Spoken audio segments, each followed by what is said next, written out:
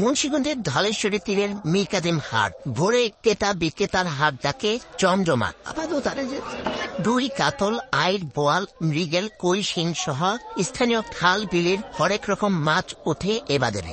রুই প্রকারভেদে 400 থেকে 600 টাকা, কাতল 300 থেকে 500, চিংড়ি 1200 থেকে 1400 টাকায় বিক্রি হচ্ছে।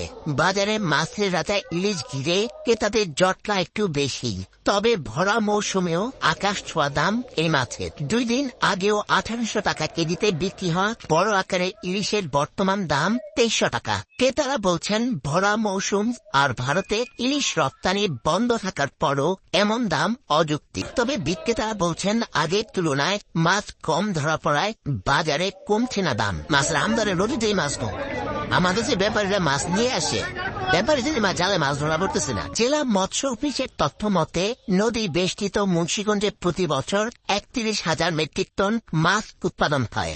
এর মধ্যে ইলিশ উৎপাদন হয় প্রায় 1,000 মেট্রিক টন।